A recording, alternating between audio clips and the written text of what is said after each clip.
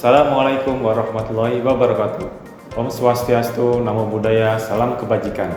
Saya Muhammad Riyad Aribowo, sebagai dosen dengan hobis saya di program studi Teknik Elektro di Universitas Swadaya Gunung Jati, Cirebon. Pada kesempatan ini, saya mendokumentasikan kegiatan belajar mengajar dengan mata kuliah yang saya ampu, yaitu Teknik Kendali. Kegiatan dokumentasi ini dirancang sebagai salah satu syarat untuk mengajukan sertifikasi dosen di tahun 2025. Sebagai dosen, tentu memiliki tanggung jawab yang besar untuk melaksanakan tridharma yang harus dipenuhi, salah satunya yaitu bidang pengajaran. Mata kuliah Teknik Kendali merupakan mata kuliah yang menjelaskan tentang rancangan dan bentuk rangkaian pada sistem yang digunakan dalam otomasi industri maupun robotika. Mata kuliah Teknik Kendali memiliki 3 bobot SKS. Bobot penilaian terdiri dari kehadiran 20%, tugas 20%, UTS 30%, dan UAS 30%. Adapun mata kuliah ini terdiri dari 8 subpokok materi yang dibahas, diantaranya sebagai berikut: pengantar sistem kendali, jenis dan rangkaian sistem kendali yang terdiri dari kendali manual dan otomatis. Yang ketiga adalah pembuatan model matematika. Berikutnya respons sistem, analisis sistem kendali servo. Berikutnya perancangan sistem kendali PID. Berikutnya metode fuzzy logic. Dan yang terakhir yaitu perancangan sistem kendali otomasi industri dan robotika. Seperti apa kegiatan mata kuliah tersebut? Mari kita saksikan bersama. Selamat pagi semuanya. Bagaimana kabarnya hari ini? Alhamdulillah, Rabbil Alamin. Kalian semua sehat dan kita bisa berkumpul semua di kelas kita pada kegiatan kita hari ini. Kita sudah masuk pertemuan ketiga ya teman-teman, dan kaitan temanya pada materi hari ini yaitu jenis dan komponen sistem kendali. Namun sebelum kita masuk pada kegiatan hari ini, alangkah baiknya kita memulai dengan berdoa terlebih dahulu. Dan tolong Mas Rafli pimpin doanya untuk kita semua supaya kita diberkahi bersama. Sebelum kita memulai mata kuliah pada pagi hari ini, alangkah baiknya kita berdoa dalam hati. Mulai.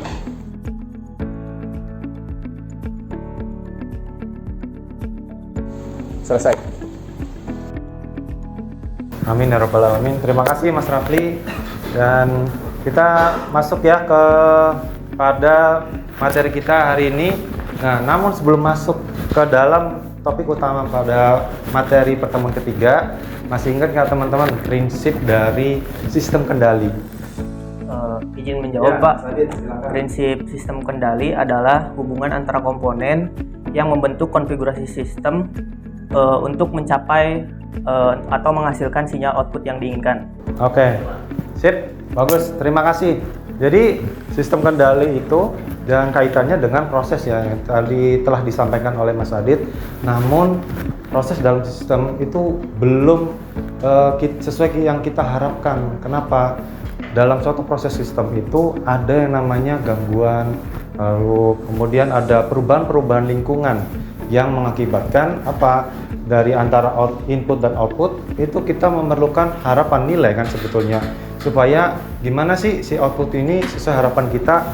Katakanlah seperti melihat suhu AC ya, AC kan kita kalau merasakan dari kita waktu saat masuk kan nggak langsung dingin gitu ya, kita memerlukan penyesuaian dari suhu tubuh kita juga gitu. Nah, dan namun di situ juga kenapa proses memerlukan waktu untuk bisa menyesuaikan dari suhu AC ke suhu tubuh kita? Ya, itu dari pendukung dari komponen-komponen atau rangkaian-rangkaian yang mendukung supaya apa? Supaya dari proses sistem yang tadi telah disebutkan sesuai dengan harapan yang kita inginkan, yaitu suhu ruangan ini menjadi dingin gitu ya. Nah, itu salah satu contohnya. Nah, itu semua ada kaitannya pada sistem kendali dari jenis dan komponennya gitu, jadi memerlukan komponen-komponen tadi. Nah, seperti apa? Nah, kita bisa saksikan bersama. Dan tadi kan sudah disebutkan ya dari saya. Ada yang masih ingat tadi dari ada 2 jenis komponen dan dari sistem kendali. Apa saja tadi? Manual dan otomatis. Manual dan otomatis. Nah, dari sistem kendali manual dan otomatis, dari manual dulu ya teman-teman ya.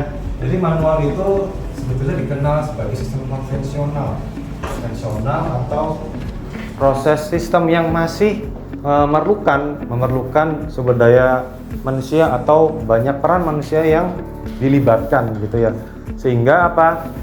Sehingga dari peran manusia ini pada saat pengoperasiannya memerlukan waktu yang sangat terlalu lama mungkin ya kita menunggu sehingga supaya sistem itu bekerja secara optimal, namun peran kita masih banyak dibutuhkan di situ, sehingga pada saat kita menunggu contoh masak air gitu ya, masak air di kompor, kita kalau nyalain kompor kan nggak bisa, si api tuh nyala terus, nggak bisa langsung mati otomatis gitu ya.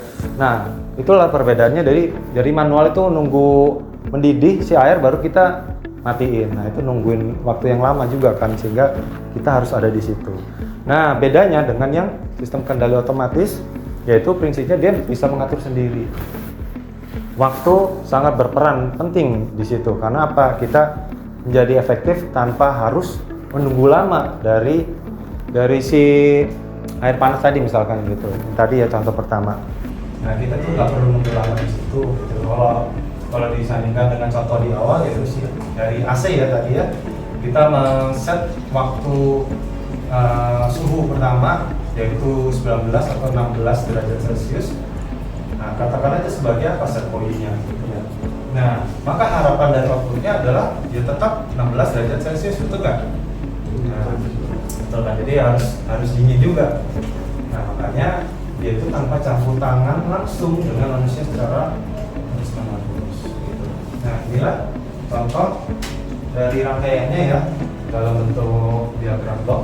Sebetulnya sistem kendali manual itu konsep utamanya adalah dari input, proses, dan ada outputnya jelas, saling berkaitan, dan set point ada di sini, set point yang dari kompor tadi ya gitu.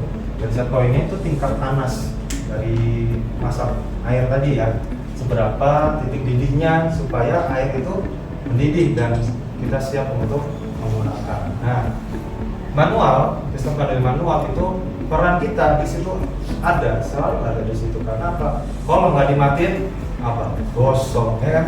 Nah, kalau udah gosong kan, nah itu kan berakibat fatal. Makanya kita harus menunggu dan memastikan bahwa air itu matang gitu ya. Nah, bedanya tadi rangkaian yang kedua yaitu dari otomatis. Contohnya tadi adalah AC ya, air conditioner, dan di situ tetap sama ya, ada input, ada output utamanya gitu ya. Dan di sini ada proses. Nah, prosesnya yaitu bagaimana si pendingin ruangan ini dapat mampu menyesuaikan set point atau dingin yang kita harapkan dari ruangan ini gitu, misalkan seperti itu ya. Dan bedanya apa? Bedanya dengan dari manual dengan yang otomatis yaitu terdapat apa? Sensor gitu ya. Ada sensor, sehingga dari output tadi ya, kalau di sini mungkin 23 derajat Celcius, yang dari input suhu sensor suhu yang kita harapkan 23 derajat Celcius, outputnya 23 juga gitu ya. Nah, peran dari sensor itulah yang membuat atau memprediksi dan mengoreksi dari kesalahan dari harapan output kita sesuai bagaimana sih supaya ruangan itu bisa dingin gitu. Nah, itulah peran sensor. Dia bisa memprediksi gitu, memperkirakan dari suhu ruangan ini sebetulnya awalnya berapa, kenapa penyebabnya bisa panas, bisa gerah gitu ya. Ya itulah kenapa ada yang namanya sensor. Nah, dia itu akan menyesuaikan sesuai dengan kebutuhan dari sistemnya, dari sistem AC-nya gitu ya teman-teman. Nah Teman-teman sampai di sini ada yang ingin ditanyakan? Izin bertanya Pak, Ya. setelah penjelasan tadi, kenapa sih Pak sistem umpan balik ini penting dalam sistem kendali otomatis? Ya, baik, terima kasih Mas Rifki. Jadi kalau misalkan teman-teman melihat di sini ada istilah feedback yang umpan balik, yang dimana tadi yang setelah saya sebutkan bahwa dengan adanya sensor, sistem itu dapat mengkoreksi kesalahan tadi gitu. Jadi kalau misalkan ada inputnya 23 derajat Celcius, setelah diproses di sini, lalu tidak ada feedback, maka suhu 23 derajat Celcius ini tidak akan terjadi sesuai dengan outputnya. Bisa panas, dingin, gitu. Ya pokoknya suhu kalau menurut teman-teman panas 26 ke atas lah ya gitu ya, udah mulai agak gerah, apalagi jumlah ruangan ini penuh dengan mahasiswa atau orangnya banyak gitu ya. Maka feedback atau umpan balik dari sensor inilah yang ada pendapat atau pertanyaan lainnya teman-teman? Ya, Bapak. Izin bertanya Pak, adakah potensi penerapan AI dalam sistem kendali otomatis ini? Ada Pak Rahman. Jadi kalau sistem kendali otomatis ya, lebih tepatnya sangat berpengaruh besar sekali terhadap teknologi AI. Kenapa? AI itu cerdas, AI itu cepat dan sangat mudah beradaptasi terhadap teknologi sudah jelas satu. Sehingga peran dari sistem kendali otomatis itu suatu perkembangan dari teknologi AI itu suatu perkembangan dari sistem kendali otomatis gitu ya. Makanya sampai saat ini sudah banyak yang menggunakan hal itu misalkan di pertanian gitu ya. Lalu teknologi seperti dalam dunia industri robotik ya, gitu ya, robotik dalam industri dan medis. Nah itu juga sangat dipakai gitu ya. Militer, wah udah banyak banget lah pokoknya ya, teknologi sistem kendali otomatis ini dikembangkan oleh para ahli yang kita sudah menikmati sekarang ini ya, sampai ke dunia artificial intelligence atau AI. Terima kasih. Ada pertanyaan lainnya? Tidak ada? Oke, kita lanjutkan lagi ya. Selanjutnya komponen. Nah, tadi kan kita telah menyebutkan bersama ada komponen yang sangat berpengaruh selain dari rangkaiannya gitu ya. Jadi sistem kendali itu memiliki komponen utama teman-teman. Komponen utamanya itu tujuannya mengatur atau tujuannya untuk memproses lah ya, memproses agar output sesuai dengan tujuannya. Jadi kalau teman-teman pernah mengingat bahwa di situ contoh kehidupannya seperti apa ya, kita ambil contoh dari isi air lah, ember, isi air di ember. Nah, ember itu kalau misalkan kita naruh ember di kamar mandi, kita nyalain kerannya, kan nunggunya lama ya, ya nggak sih? Nah, nunggunya lama, nunggu sampai penuh gitu. Nah, kalau misalkan airnya nunggu lama, kita nunggu lama di situ, akhirnya apa? Si air keran ini kan bisa sampai mungkin kita ada kesibukan lain sampai lupa ya nungguin si embernya penuh. Nah, itulah contoh satu ya. Yang kedua, pernah memperhatikan juga kalau misalkan bedanya kita dari air keran ini supaya embernya penuh tanpa kita tunggu dengan memasangkan sensor atau dengan komponen rangkaian lainnya dengan relay gitu. Apa kita tetap menunggu lama juga di situ? Tidak Pak. Enggak. Kenapa alasannya Mas Aruli? Karena sensor itu menerima sinyal informasi yang diteruskan kepada controller supaya air bisa mati otomatis ketika air sudah terisi penuh. Oke, good. Terima kasih. Ya, jawaban yang bagus. Jadi peran sensor, nah sekali lagi peran sensor ya. Peran sensor itu penting gitu karena sensor itu membaca sinyal yang diberikan atau maksudnya yang dia baca gitu ya. Dia tidak hanya menerima tapi juga membaca gitu. Air, kembali lagi. Kalau misalkan sensor membaca volume air, Kalau misalkan ada notifikasi yang dia baca, maka dia akan mengirimkan kan sinyal informasi kembali untuk apa? Menandakan bahwa si air ini debitnya udah penuh gitu.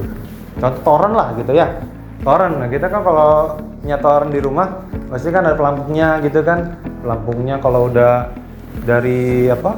Pompa atau washer atau dari pompa airnya sudah layaknya udah penuh gitu ya, udah berhenti airnya di tandonnya penuh, maka pelampungnya akan berhenti ya gitu. Nah, itu contoh ya di rumah kita lah, semuanya mungkin rata-rata kan menggunakan tandon ya gitu.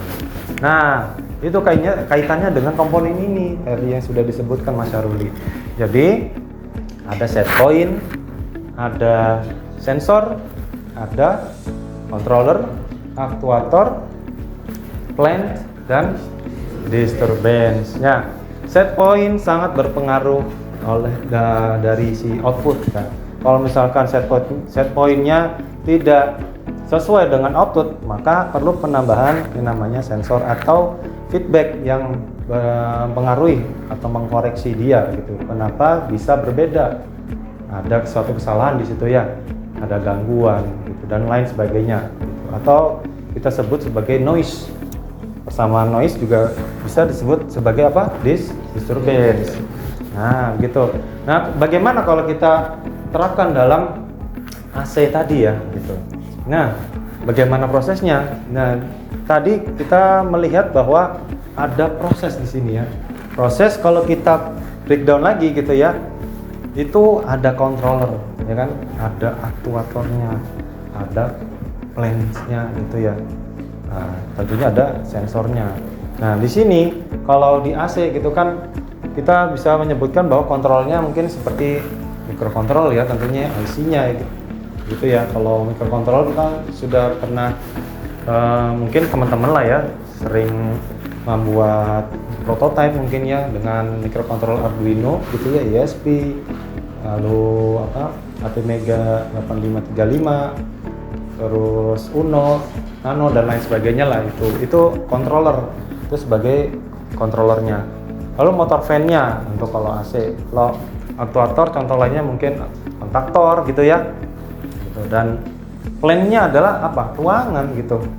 Yang ditujukan adalah suhu ruangannya, yaitu makanya dia dikatakan sebagai plant gitu ya. Plant itu kondisi lingkungan, tujuan utama yang ingin diharapkan dari teman-teman itu seperti apa sih? Kalau AC ya pasti kan ruangan. Nah, supaya ruangan itu dingin bagaimana? Makanya dia disebut sebagai plants-nya gitu. Nah, kemudian kalau sensornya mungkin kalau di AC kan termistor ya, yang warna kuning tuh. Nah, itu termistor. Jadi termistor ini mempengaruhi atau membuat suatu umpan balik supaya suhu dari AC-nya sesuai harapan kita. Gitu ya. Nah, contoh lainnya di sini sistem kendali berdasarkan jurnal atau artikel ilmiah yang sudah diterbitkan. Di sini sistem kendali itu diterapkan dalam sistem pemantau kelembapan tanah pada tanaman cabai menggunakan microcontroller ESP32 ya, berbasis Internet of Things.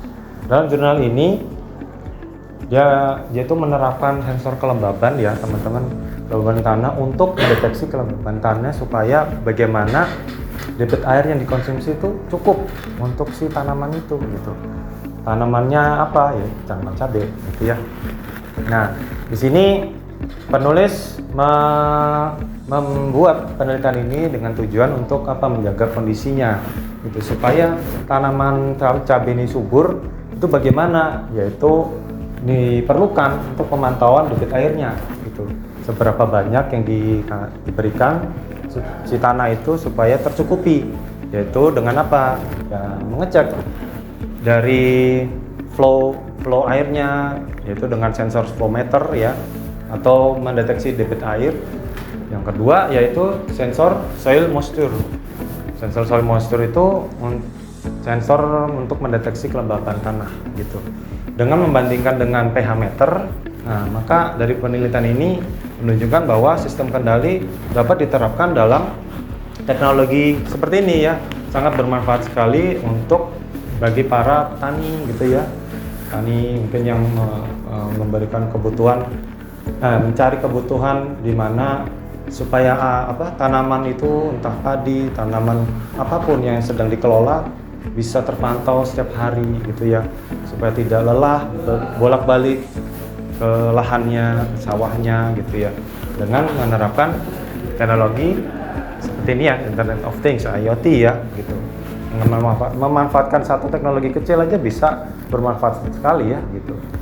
Nah, ini tujuannya tadi ya. Jadi ada 2 sensor dari proses utama pemantauan kadar air tanaman ini, yaitu sekali lagi ada sensor kelembaban tanah, soil moisture, dan sensor debit air atau sensor flow meter.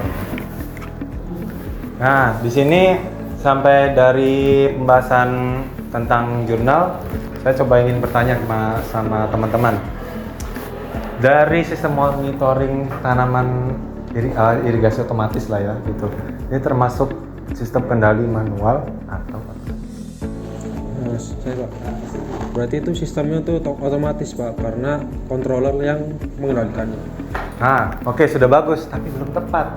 Coba ada yang Pak, izin menjawab. Menurut saya dari rangkaian tersebut tuh menggunakan sistem kendali otomatis karena ada beberapa sensor yang emang berperan untuk memprediksi dan mengoreksi nilai kelembaban tanah. Oke, good. Terima kasih. Jadi bagus ya. Jadi itulah perannya komponen tadi ya dari sistem kendali otomatis. Sangat kebaruannya itu ada gitu. Kebaruannya itu ada, dan inilah bedanya, ada ciri-cirinya ya, perbedaan dari manual maupun yang otomatis. Jadi dari yang manual dulu ya. Yang pertama, sistem kendali manual itu sederhana, lalu relatif murah teman-teman, makanya banyak yang nyari, tapi kurang akurat gitu. Lalu masih berbasis waktu ya, diingat tadi ya, kita masa nungguin si ember penuh airnya, nungguin terus sampai matiin air, lama ya kan gitu. Ya itulah kenapa dia berbasis waktu gitu. Nah, bedanya dengan yang sistem kendali otomatis.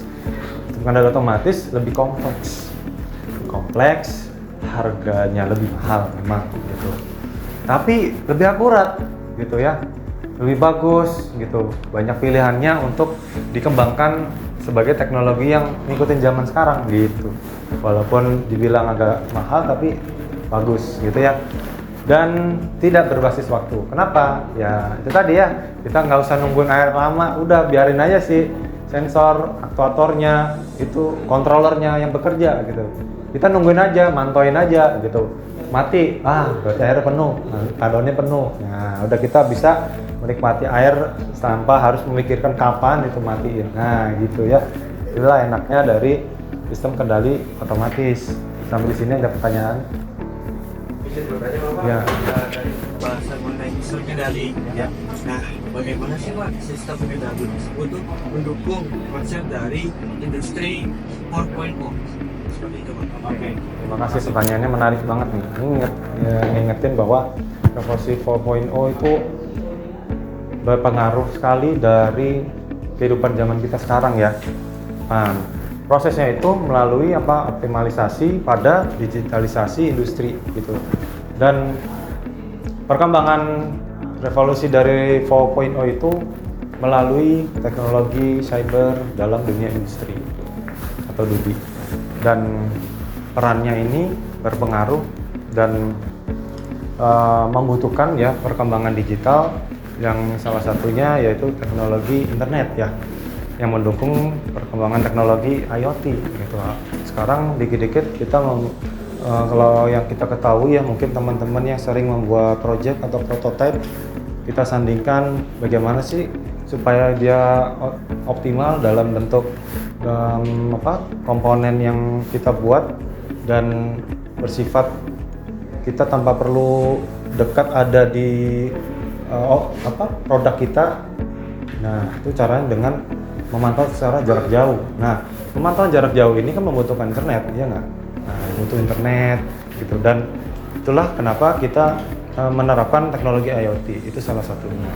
Yang berikutnya, kalau misalkan dalam dunia industri kita kan pernah mengenal yang namanya teknologi PLC gitu. Nah, PLC ini sangat berperan sekali dalam pengoperasian dalam teknologi industri gitu ya. Peran dalam pembuatan produknya gitu ya. Dan yang terakhir adalah komputerisasi. Nah, komputerisasi itu kalau nggak ada komputer kita kebingungan dalam pengolahan data gitu ya.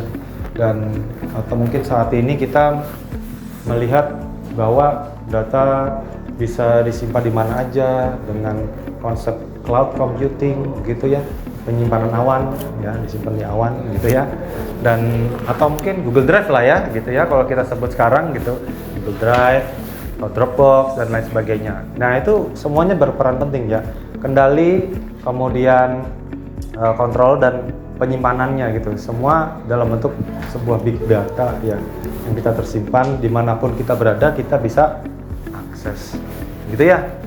Nah gitu Mas Lutfi, terima kasih banyak, mudah-mudahan bisa bermanfaat untuk teman-temannya nih. Dan selanjutnya untuk mengingat supaya materi kita bisa diterapkan ya, materi kita pada hari ini, teman-teman tolong berikan tolak dan laksanakan dari tugas berikut. Dari buatlah sebuah rangkaian sistem kendali otomatis.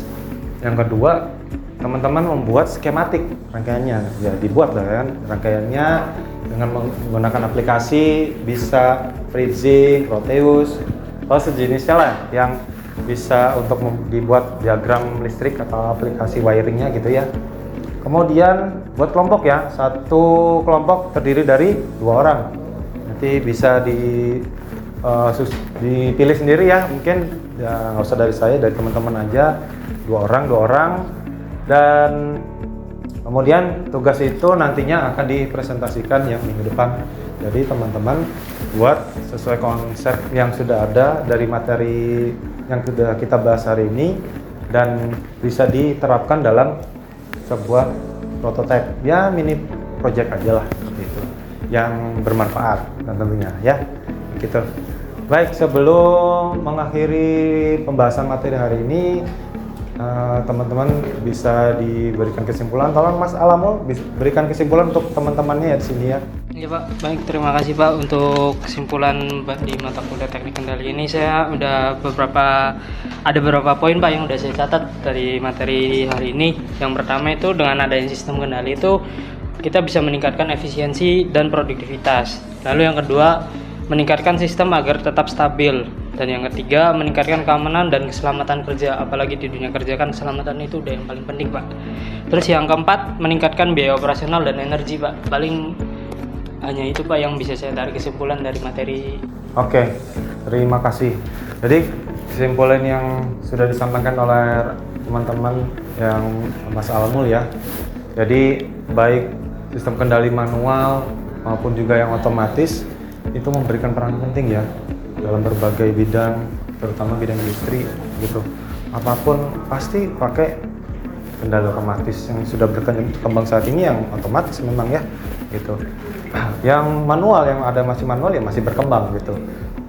Pelan-pelan akan hijrah gitu ya ke dalam konsep kendali otomatis gitu.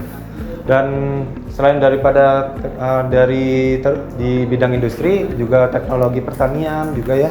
Pertanian juga sekarang udah keren lah ya, udah banyak yang menggunakan konsep kendali otomatis.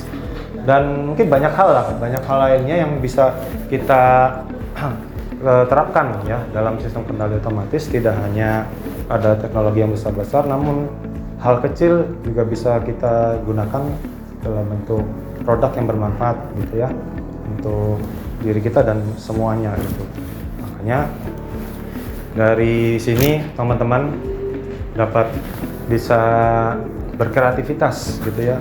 Apapun yang kalian lakukan hari ini bukan hanya saat ini ya, tapi di masa depan dan yang akan datang kan bermanfaat untuk teman-teman untuk meningkatkan produktivitas, kreativitas dan mempengaruhi dari pendidikan untuk masa depan teman-teman gitu, sangat berpengaruh. Baik, dari sini mungkin cukup sekian yang sudah saya sampaikan. Semoga bermanfaat untuk teman-teman semuanya.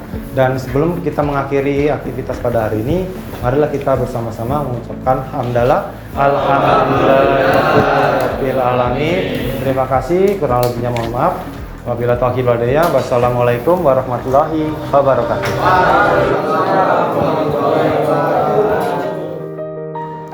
Demikian video pembelajaran mata kuliah Teknik Kendali Program Studi Teknik Elektro Universitas Padaya Gunung Jati. Semoga memberikan gambaran dan kebermanfaatan bagi dosen pengampu mata kuliah Teknik Kendali. Mohon maaf apabila ada hal yang kurang berkenan dari saya. Terima kasih. Wabillahi taufiq wal hidayah. Wassalamualaikum warahmatullahi wabarakatuh.